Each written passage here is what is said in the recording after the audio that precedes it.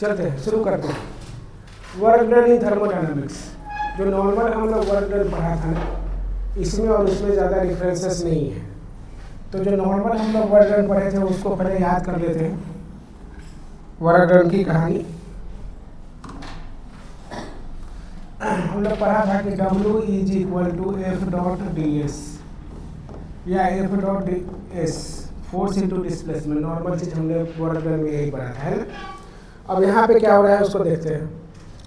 ये हमने क्या रखा है, यहाँ पे गैस है, इसमें हमने गैस किया है, गैस है हमारा। अब हम क्या कर रहे हैं, यहाँ से गैस को क्या कर रहे हैं, हीट कर रहे हैं। तो हीट करेंगे तो क्या होगा, उसका वॉल्यूम चेंज होगा, मतलब चेंज हो जाएगा। गैस है तो ये क्या हो जाएगा, मान लेते हैं यहाँ पे कि dx वॉल्यूम हमारा क्या हो गया, इसका चेंज हो गया। तो ये हमारा जैसे पिस्टन वगैरह वर्क करने लगता है। तो वर्क डन क्या बोल रहा है, work done is by a system on its surroundings if the outcome could have been the raising of a weight. मतलब work done is equal to हम बात करते हैं, यहाँ हम बात करते हैं फोर्स के जगह प्रेशर। फोर्स के जगह किसका यूज कर रहे हैं, प्रेशर। और ये जो हमारा चेंज हो रहा है किसमें, वॉल्यूम में चेंज हो रहा है। तो डेल्टा भी जो वॉल्यूम में हमारा चेंज हो जाएगा। तो यहाँ हम एस लेते थे, यहाँ हम डेल्टा भी लेते हैं, जो वॉल्यूम हमारा चेंज हो रहा है। कहने का मतलब क्या है कि इसको हम ऐसे भी लिख सकते हैं, पी डेल्टा भी मतलब V2 माइनस V1 का। लेकिन एक कंडीशन इसके लिए क्या है कि प्रेशर जो है हमारा यहाँ पे क्या होता है, कांस्टेंट होता है। प्रेशर हमारा यहाँ पे क्या है, कांस्टेंट है। दूसरा चीज, अगर मान लेते हैं वेरिएबल हुआ तो वेरिएबल भी तो हो सकता है। तो work done is equal to integration of P dV, कहाँ से कहाँ तक, मान लेते हैं प्रेशर P1 से लेकर P2 तक या वॉल्यूम V1 से लेकर V2 तक, ठीक है। ऐसे भी लिख सकते हैं V1 से लेकर V2 P डेल्टा V, जहाँ से जहाँ तक चेंज हमारा होता है, ठीक है। तो जब P पहला चीज, जब P हमारा क्या है, कांस्टेंट है, P मतलब प्रेशर हमारा कांस्टेंट है, तो हम ये वाला यूज करते हैं। अगर वेरिएबल हो जाएगा तो ये वाला यूज कर लेंगे, ठीक है। इंटीग्रेशन करेंगे उससे अपने आप आ जाएगा। फोर्स के जगह प्रेशर और डिस्टेंस के जगह पे हम लोग वॉल्यूम लेते हैं, ठीक है। जो वॉल्यूम में हमारा चेंज आ रहा है, नोट कर लेते हैं पहले। साइन ऑफ वर्क, अब यहाँ हम पॉजिटिव नेगेटिव सब लेंगे, है। तो क्या होता है, जब गैस हमारा एक्सपेंड करता है, इंक्रीज करेगा, तो उस समय हमारा जो डेल्टा V का वैल्यू होगा वो पॉजिटिव होगा। तो पॉजिटिव होगा तो वर्क डन भी हमारा क्या होगा, पॉजिटिव होगा। जब कंप्रेस करेंगे, हम कंप्रेस करते हैं गैस को, तो उस समय हमारा डेल्टा जो वॉल्यूम होगा वो क्या हो जाएगा, नेगेटिव हो जाएगा। मतलब वर्क डन भी हमारा क्या होगा, नेगेटिव होगा। मतलब एक्सपेंशन के समय हमारा वर्क डन या चेंज ऑफ वॉल्यूम जो है पॉजिटिव हो जाएगा, और जब कंप्रेस करेगा तो उसका स्मॉल पार्ट हो जाता है, तो वो हमारा नेगेटिव में हो जाता है, ठीक है। ये चीज़ को लिखा हुआ है। यूनिट्स, तो यूनिट की बात कर लेते हैं। फॉर्मूला क्या देखा था, W is equal to P delta V। अब इसमें हम क्या क्या जानते हैं, वर्क डन का यूनिट क्या जानते हैं, जूल होता है। P हमारा प्रेशर है, प्रेशर का यूनिट क्या होता है, पास्कल, या हम लोग क्या बोलते हैं, न्यूटन पर मीटर स्क्वायर, है। डेल्टा V वॉल्यूम है, वॉल्यूम का क्या होता है, मीटर क्यूब। अब ध्यान देते हैं, ये चीज़ हम पहले से जानते हैं। दूसरा आते हैं, वर्क इज इक्वल टू, मान लेते हैं P डेल्टा V ही लिखा है। P को अगर ATM में लेता हो और डेल्टा V को लीटर में ले ले, तो वर्क डन का क्या हो जाएगा, ATM लीटर, ATM लीटर हो जाएगा इसका। अगर ऐसा दिया है, ऐसे अभी तक नीट में नहीं क्वेश्चन पूछा है कि अगर यूनिट हमारा इसमें दे दे और ऑप्शन में जूल में दे दे तो क्या करेंगे। तो इसके लिए क्या करते हैं, तो ATM इंटू लीटर है, लीटर ही रहने देंगे। और अगर जूल में हमें ऑप्शन दिया है, मतलब ऑप्शन में मतलब वैल्यू हमें लीटर में दे दे, ATM में दे दे, लेकिन ऑप्शन में जूल में देते, तो क्या करेंगे, तो इसको लिए क्या करेंगे 101.5 से अगर मल्टीप्लाई करेंगे तो हमारा यूनिट किस में आएगा, जूल में आएगा। लेकिन आज तक पूछा नहीं है क्वेश्चन, लेकिन जानने के लिए ज़रूरी है, जान लो, कहीं अगर दे दिया तो आज तक नहीं दिया है वैसे, ठीक है।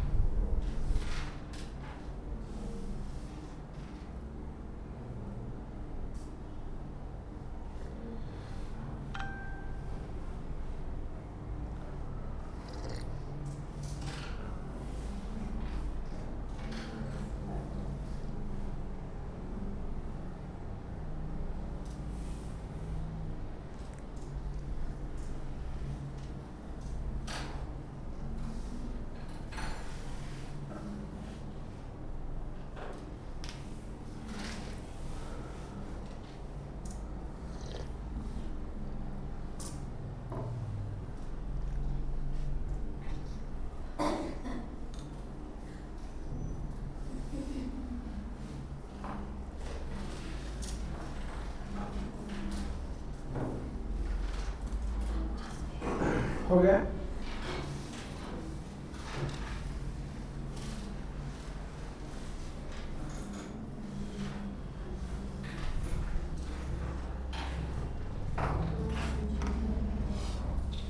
क्वेश्चन बेसिक क्वेश्चन है, ट्राई करते हैं, मार्जिन निकालना है हमें, है ना। क्या क्या दिया है, वॉल्यूम दे दिया है, वॉल्यूम ऑफ एक्सपेंडेड गैस इतना है, कांस्टेंट प्रेशर भी दे दिया है, तो वर्क डन निकालना है ना। ट्राई करते हैं एक बार से। दिया है चेंज ऑफ वॉल्यूम हमारा है 0.25 मीटर क्यूब, और प्रेशर का भी वैल्यू दे दिया है 10⁻³ न्यूटन पर मीटर स्क्वायर, है ना। वर्क डन हम लोग जानते हैं P डेल्टा भी 10⁻³ इंटू 0.25, तो ये आ जाएगा 250, है ना, जूल मिलेगा। चल आगे देखते हैं। Work done by the PV curve. अब पीवी कर्व कहने का मतलब क्या है कि मान लेते हैं ये भी है और ये पी है, कोई भी हमारा ऐसा कर्व दे दिया है, ये एरिया कुछ हमारा दे दिया है यहाँ, तो हम लोग अभी पढ़ा था कि work done is equal to P delta भी। इसके लिए हमने देखा था कि P हमारा क्या था, अगर कांस्टेंट हो जाए तो हम लोग वर्क डन निकालने के लिए कर रहे थे इंटीग्रेशन ऑफ V1 से V2 P डेल्टा भी, ये देखा था। तो ये 100% ये करेक्ट है, हर जगह अप्लीकेबल है, ठीक है। लेकिन ये इसके लिए कंडीशन अप्लाई होता है कि जब वो कांस्टेंट होना ही चाहिए प्रेशर को, या अब ये पीवी कर्व दे दिया है तो हम सीधा ऐसा भी बोल सकते हैं work done is equal to area under PV curve. इससे भी हमारा इजीली निकल जाएगा एरिया अंडर पीवी कर्व, ठीक है। एरिया अंडर पीवी कर्व भी अगर हम निकाल देते हैं तो वर्क डन हमारा इजीली निकल जाएगा। ऐसा हम लोग बहुत सारा पहले भी क्वेश्चन किया था, है ना। Area under T curve, PV curve जो भी है, टी कर्व सब होता है।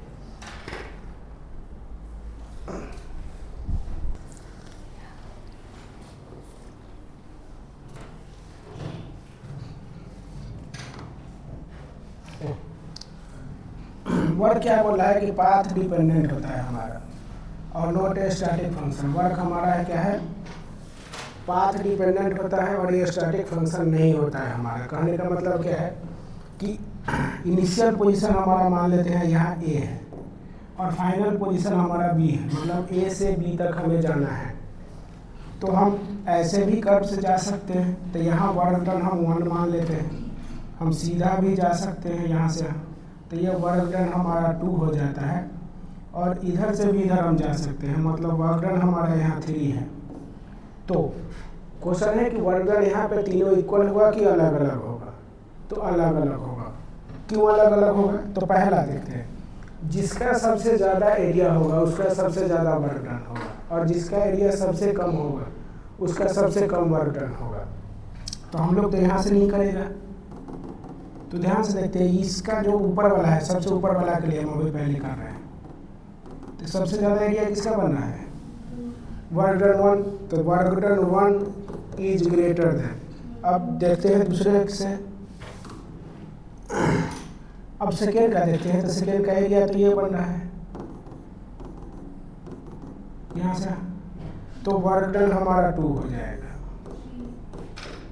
2 है ये वाला, 2 यहाँ लिया है सामने वाला। और अब 3 के लिए देखें, तो सबसे कम एरिया हमारा 3 वाला का ही बनते हुए दिखाई दे रहा है, तो इसका एरिया ये बन रहा है।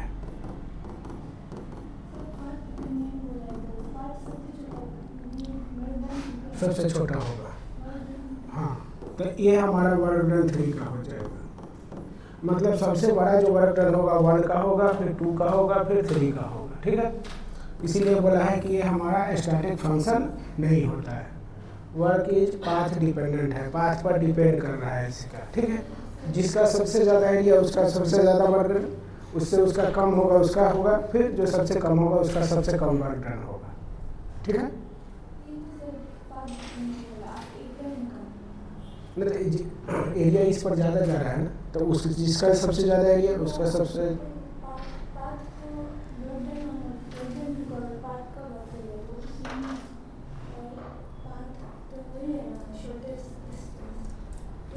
Work done on cyclic process. Cyclic process में क्या बोलता है कि अगर वर्क डन हमारा क्लॉकवाइज जाएगा तो पॉजिटिव होगा, और एंटी क्लॉकवाइज जाएगा तो वर्क डन नेगेटिव होगा।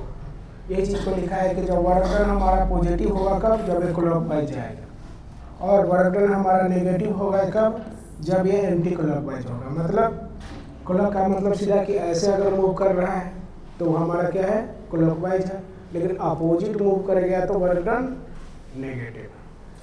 क्लॉकवाइज में वर्क डन हमारा पॉजिटिव और एंटी क्लॉकवाइज में वर्क डन हमारा नेगेटिव होता है, ठीक है।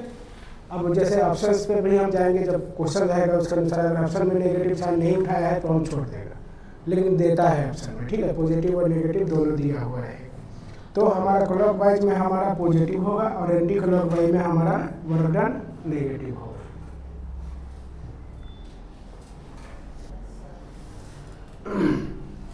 चलो क्वेश्चन को पढ़ते हुए देखते हैं।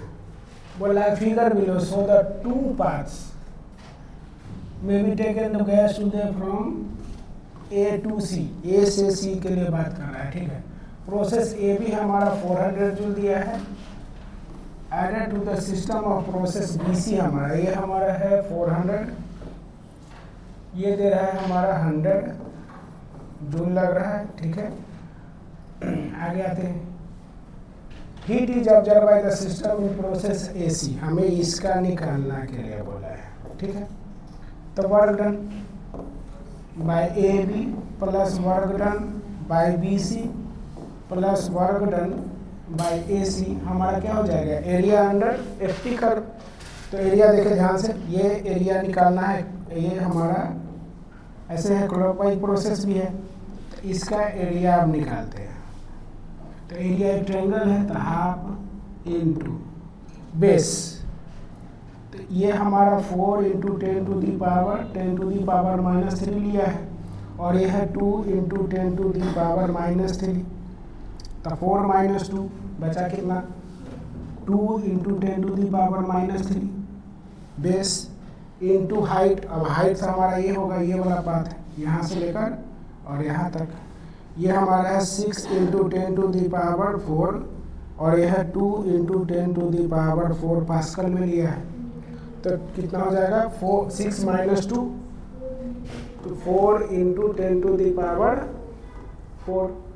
अब सोल्यूशन करते हैं, इसका वैल्यू दिया है वर्क डन, इसका है 400 प्लस 100, इसका पता नहीं, इज इक्वल टू 2 से 2 कैंसिल आउट कर देते हैं तो बचेगा 40 है, 40 बचा, तो ये 500 हो जाएगा, उधर कर देता है, तो WAC इसमें से माइनस हो जाएगा ना, 500 - 40 मतलब 460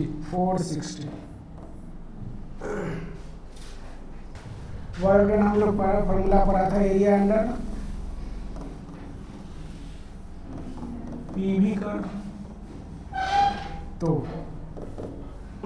कहाँ से कहाँ तक है, ये है क्लॉकवाइज है, यहाँ से यहाँ तक एक ट्रायंगल दिख रहा है, तो क्या हो जाएगा हाफ इंटू बेस। तो यहाँ 6 है 8 है, तो बीच में क्या होगा 7, तो 7 माइनस 2 5 इंटू 10 के पावर है -3 इंटू हाइट तो हमारा ये होगा, तो 6 माइनस 2 मतलब 4 इंटू 10 के पावर है 5 पास्कल में लिया है, तो ये 2 से कट जाएगा, तो 10 और 10 के पावर कितना बचा 10 के पावर 2 मतलब 10 के पावर 3 मतलब 1000 में लिया है, तो 1000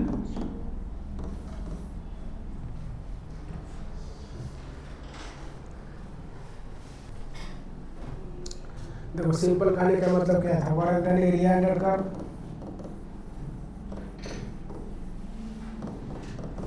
पीवी कर्व। अब क्या दिख रहा है कि बेस हमारा ये बेस है दोनों के लिए, देखो बेस हमारा इस ट्रायंगल के लिए बात करो चाहे इस ट्रायंगल के लिए बात करो, है ना। बेस तो 2v0 माइनस v0 ही रहा है, और हाइट पहले इसके लिए हम बात करें तो 2p0 बाई p0 तो बचेगा p0, यहाँ पे भी देखो 3p0 माइनस 2 में तो p0, तो वर्क डन क्या हो जाएगा, एक के लिए पॉजिटिव एक के लिए नेगेटिव, क्योंकि एक हमारा एंटी क्लॉकवाइज है एक हमारा क्लॉकवाइज है, तो वर्क डन सीधा 0। ठीक है,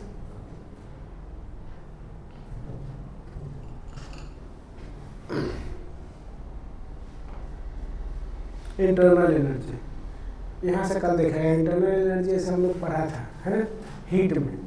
लेकिन अब हीट में और यहाँ में मतलब वो उसका भी कंसेप्ट रहेगा, लेकिन बहुत सारा चीज़ चेंज हो जाएगा वर्क डन से रिलेटेड में। अब इंटरनल एनर्जी को वर्क डन में कन्वर्ट करेगा, जो इस चैप्टर में पढ़ा है उस सारे कंसेप्ट के साथ, ठीक है, चाहे वो डिग्री ऑफ फ्रीडम का है ना हो, उसका तो यूज हमेशा मिलेगा ही। अब वर्क डन यहाँ से थोड़ा सा चेंज होगा, एरिया अंडर कर्व चलेगा ही चलेगा, लेकिन थोड़ा सा चेंज होगा, साइक्लिक नॉन साइक्लिक सब प्रोसेस आने लगेगा, किस प्रोसेस में हम क्या करेंगे ये सब आना शुरू हो जाएगा, आइसोबारिक आइसोकोरिक सब आना शुरू होगा। ठीक है, तो हम लोग कल देखेगा यहाँ से इंटरनल एनर्जी से।